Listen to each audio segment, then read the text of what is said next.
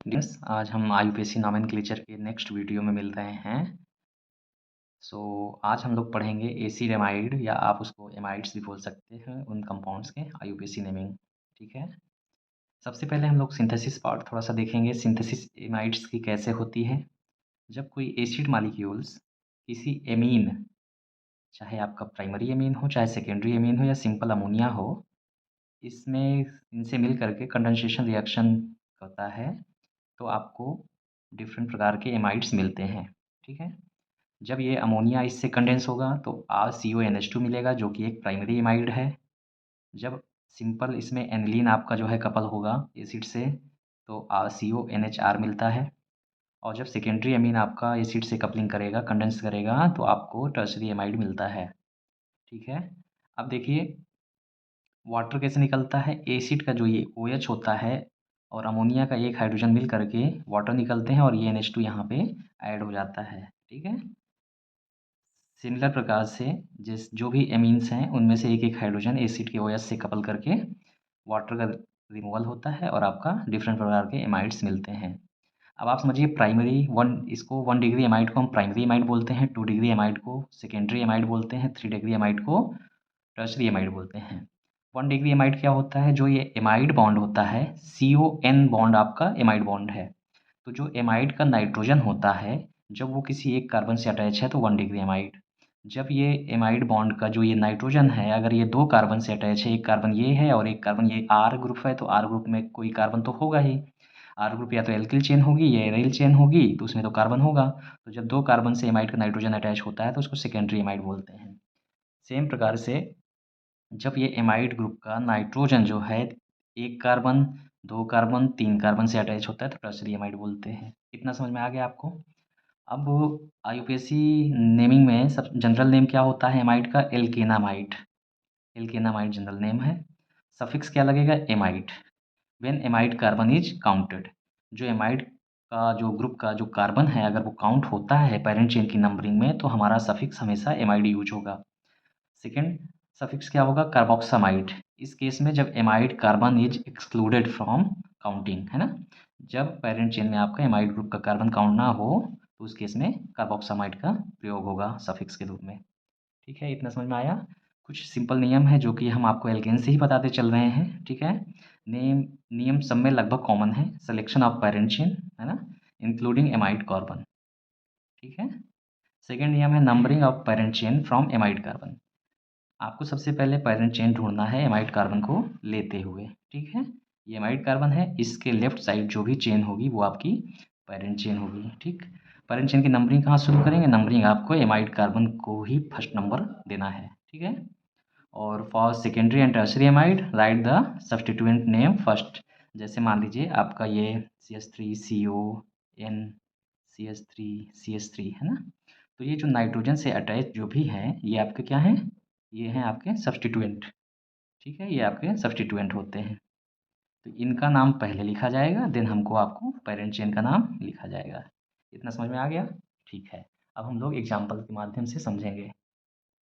देखिए, हम सबसे पहले एग्जाम्पल्स जो लेंगे प्राइमरी एमाइड्स का लेंगे। 1 डिग्री एमाइड जिसमें आपका amide nitrogen attach to 1 carbon, किसी एक कार्बन से अटैच होगा। जैसे आपका ये सबसे सिंपल एमाइड है। देखिए, ये आपका CON, ये आपका क्या है, एमाइड बॉन्ड है। ठीक है, इसमें देखिए सबसे पहले आपको पहचानना है कि ये प्राइमरी एमाइड है, सेकेंडरी है कि टर्शरी है ना।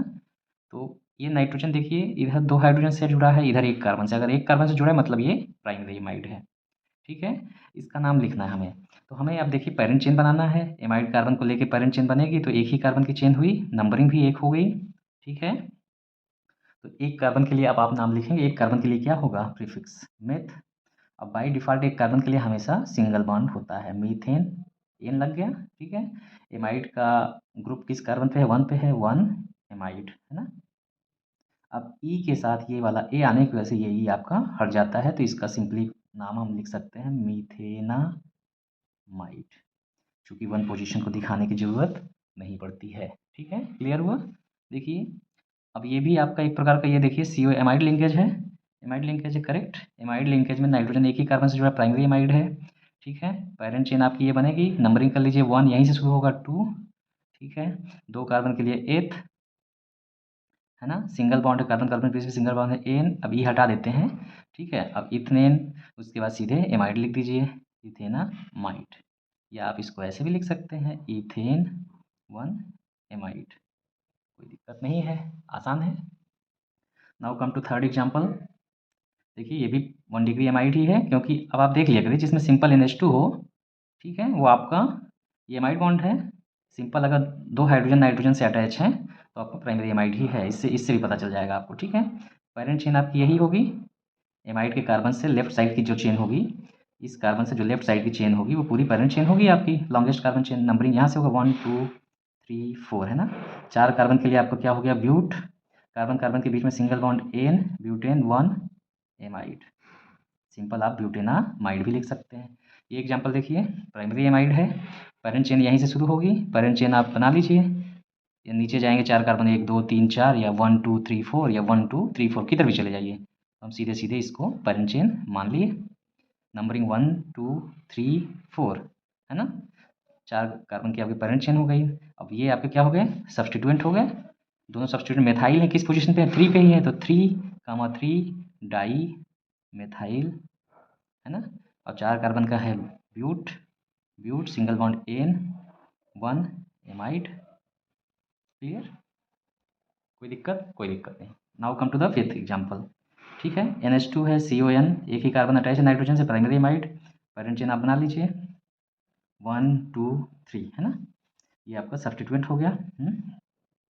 ठीक है, सब्सटीट्यूएंट का नाम सबसे पहले लिखते हैं, तो आपको बेसिक से पता है, एल्केन से ही पता है, नहीं पता है तो एल्केन से शुरू करिए वीडियो, सारे हाइड्रोकार्बन्स का देखते जाइए, सब आपको समझ में आएगा। साइक्लो, साइक्लिक है, साइक्लो, 3 कार्बन का है, प्रोप, क्योंकि ग्रुप है तो YL लग गया, साइक्लोप्रोपाइल, है ना, ये आपका सब्सटीट्यूएंट का नाम हो गया। उसके बाद आप आ जाइए 3 कार्बन के लिए प्रोप, कार्बन कार्बन के बीच में डबल बॉन्ड आ गया, किस पोजीशन के बाद आया, 2 के बाद आया, तो प्रोप टू इन, अब ई नहीं लगाएंगे क्योंकि एमाइड आएगा तो ये हटेगा ही, तो ई नहीं लगाएंगे, प्रोप टू इन 1 एमाइड, क्लियर हुआ। Now come to six example, primary amide है, पैरेंट चेन आपकी यही होगी, ठीक है। नंबरिंग कर लीजिए 1 2 3, ये आपका सब्सटीट्यूएंट होगा, ठीक है। तो सब्सटीट्यूएंट का नाम सबसे पहले लिखेंगे, सब्सटीट्यूएंट का नाम क्या होगा, ये बेंजीन रिंग है तो 2, सब्सटीट्यूएंट का नाम होगा फिनाइल, 2 फिनाइल, है ना। 3 कार्बन के लिए प्रोप, कार्बन कार्बन के बीच में डबल बॉन्ड है, किस पोजीशन के बाद है, सेकंड कार्बन के बाद है, तो प्रोप टू इन 1 एमाइड, एमाइड ग्रुप की पोजीशन क्या है, 1 कार्बन, तो ये इसका ये नाम हो गया। समझ में आ गया, आई होप समझ में आ गया होगा। देखिए अब 1 डिग्री एमाइड्स के IUPAC नेम खत्म हुए, आप इनको भली भांति समझ लीजिए, ठीक है। अब हम लोग 2 डिग्री एंड 3 डिग्री एमाइड्स के IUPAC नेम को समझेंगे, ठीक है। देखिए ये सेकेंडरी एमाइड्स हैं, secondary amides means amide nitrogen is attach to 2 carbon, जब एमाइड का नाइट्रोजन 2 कार्बन से जुड़ा होता है, जैसे इस एग्जांपल को समझिए, ये आपका CON आपका बॉन्ड एमाइड बॉन्ड हुआ, एमाइड का नाइट्रोजन देखिए एक तरफ जो है इस कार्बन से अटैच है, एक तरफ इस कार्बन से, 2 कार्बन से अटैच है, तो ये सेकेंडरी एमाइड हुआ। इसका नाम लिखने के लिए सबसे पहले आपको जो नाइट्रोजन से जुड़ा होता है, जो नाइट्रोजन से जुड़ी होती है वो आपकी हमेशा क्या होती है, सब्सटीट्यूएंट होता है, ठीक है। और CO से लेफ्ट साइड हमेशा क्या होगी, पैरेंट चेन होगी, ये पैरेंट चेन होगी, ठीक है। तो पैरेंट चेन की नंबरिंग कर लीजिए 1 कार्बन 2 कार्बन, ठीक है। तो अभी सब्सटीट्यूएंट का नाम लिखना है, सब्सटीट्यूएंट का क्या नाम है, सब्सटीट्यूएंट का नाम क्या है, मेथाइल। अब आप कहेंगे सर इसकी पोजीशन, तो ये मेथाइल आपका नाइट्रोजन से अटैच है, इसीलिए इसका नाम क्या होगा, N मेथाइल। इसकी पोजीशन कोई नंबर नहीं है, बल्कि इसका पोजीशन एक हेटेरोएटम है, नाइट्रोजन ही है ना, N मेथाइल। बाकी आपको सारा चीज़ें प्राइमरी एमाइड की तरह ही करना है, ठीक है। देखिए 2 कार्बन का है तो एथ हो गया, पैरेंट चेन 2 कार्बन की एथ, कार्बन कार्बन के बाद फिर सिंगल बॉन्ड N, है ना। एमाइड की पोजीशन क्या है 1, और सफिक्स क्या लगेगा, एमाइड, बाकी सारी चीज़ें सेम है, समझ गए। सेकेंड एग्जाम्पल देखिए, 8th एग्जाम्पल देखिए, सॉरी, ठीक है। ये देखिए एमाइड, एमाइड बॉन्ड है, एमाइड एक नाइट्रोजन इधर ये कार्बन से अटैच है, CH2 से अटैच है, मतलब कार्बन से अटैच है, ये आपका सब्सटीट्यूएंट हो गया, है ना। अब आप समझ जाया करिए, और इसके लेफ्ट साइड कार्बन कार्बन के लेफ्ट साइड, CO के लेफ्ट साइड आपका पैरेंट चेन हुआ, नंबरिंग कर लीजिए 1 2 3, है ना। ये भी आपका एक सब्सटीट्यूएंट मिल गया, ठीक है। इस सब्सटीट्यूएंट का नाम है एथाइल, इसका नाम है क्लोरो, ठीक है, अल्फ़ाबेटिकली आप लिख लीजिए। तो इसका नाम पहले आएगा अल्फ़ाबेटिकली, तो ये लिखिए एन, एथाइल। ठीक है, देन आपको लगाना है क्लोरो। क्लोरो पोजीशन क्या होगी? 2 2 क्लोरो, 2 क्लोरो। फिर 3 कार्बन का है प्रोप, सिंगल बॉन्ड है कार्बन कार्बन के बीच में, एन और 1 एमाइड। आई होप समझ में आ गया होगा, है ना। सब्स्टिट्यूएंट का नाम आपको अल्फ़ाबेटिकली लिखना है। ठीक है, now come to the tertiary amide. What is tertiary amide? 3 degree amide. Amide nitrogen attach to 3 carbon atoms. देखिए जैसे ये एमाइड बॉन्ड है, ये नाइट्रोजन आपका 1 कार्बन 2 कार्बन और 3 कार्बन से अटैच है, तो इसलिए ये 3 डिग्री एमाइड है। अब ये सब्स्टिट्यूएंट हो जाएगा इसमें, नाइट्रोजन से अटैच ये भी सब्स्टिट्यूएंट हो जाएगा। ये दोनों आपके क्या हो गए? सब्स्टिट्यूएंट हो गए। सब्स्टिट्यूएंट्स हो गए ना। ये आपकी पेरेंट चेन हो गई, नंबरिंग 1 2 हो गया। ठीक है, सब्स्टिट्यूएंट का नाम सबसे पहले लिखेंगे आप। ठीक, दोनों सब्स्टिट्यूएंट सेम है ना, और एक ही पोजीशन पे अटैच है, तो एन कामा एन, जैसे आप नंबर्स के लिए लिखते थे ना 2 2 डाई मिथाइल, वैसे N N dimethyl, N N dimethyl. 2 carbon के लिए एथ, 2 कार्बन के लिए एथ, कार्बन कार्बन के बीच में सिंगल बॉन्ड एन, फिर 1 सफिक्स क्या लग जाएगा? एमाइड। ठीक है, now come to the 10th example. देखिए ये भी आपके एक सब्स्टिट्यूएंट हुआ, ये दूसरा सब्स्टिट्यूएंट हुआ नाइट्रोजन से अटैच, और ये आपकी पेरेंट चेन हो गई। नंबरिंग कर लीजिए 1 2। सब्स्टिट्यूएंट का नाम देखिए, ये इसका क्या नाम है? एथाइल, इसका नाम है मेथाइल। अल्फ़ाबेटिकली कौन आएगा? एथाइल आएगा, तो एन एथाइल, है ना। फिर एन मेथाइल, एन मेथाइल, है ना। फिर 2 कार्बन के लिए एथ, कार्बन कार्बन के बीच में सिंगल बॉन्ड एन 1 एमाइड। समझ में आया? ठीक है, इतना समझ में आया। अब अगले एग्जाम्पल्स की तरफ बढ़ते हैं। Now come to the example number 11। देखिए ये लाइन स्ट्रक्चर है, इससे ज़्यादा कन्फ्यूजन की बात नहीं होती, आप नियम फॉलो करिए। नाइट्रोजन से अटैच 2 सब्स्टिट्यूएंट है, सेम है दोनों। ठीक है, यहाँ कार्बोनिल से आपकी पेरेंट चेन शुरू होगी 1 2 3 4 एंड 5। सबसे पहले आप नाइट्रोजन से अटैच जो हैं आपके ग्रुप, वो आपके सब्स्टिट्यूएंट्स होते हैं। ठीक है, और कार्बोनिल से अटैच पूरी पेरेंट चेन हुई। ठीक, सब्स्टिट्यूएंट का नाम पहले लिखिए, एन पे ही है, एन कामा एन, 2 मेथाइल हैं, डाई मेथाइल। ठीक है, 5 कार्बन की चेन है पेरेंट चेन, ये सब्स्टिट्यूएंट का नाम डन। अब पेरेंट चेन पे आइए, 5 कार्बन के लिए पेंट, कार्बन कार्बन के बीच में single bond double bond triple bond में क्या है? ट्रिपल बॉन्ड है ना। किस पोजीशन के बाद है? 4 पोजीशन के बाद है, तो ट्रिपल बॉन्ड के लिए सफिक्स लगाइए पेंट 4 आइन। ठीक है, देन आपका ये आपका हो गया। फिर आप एमाइड के लिए लिखिए 1 एमाइड। अब ये वाला ई देखिए ए के साथ आया, इसीलिए ये यहाँ से हट जाएगा, है ना। आप बिना इसको लिखे भी डायरेक्ट लिख सकते हैं, हमने आपको समझाने के लिए ई हटाया है ना। देखिए नेक्स्ट एग्जाम्पल आइए, एग्जाम्पल नंबर 12।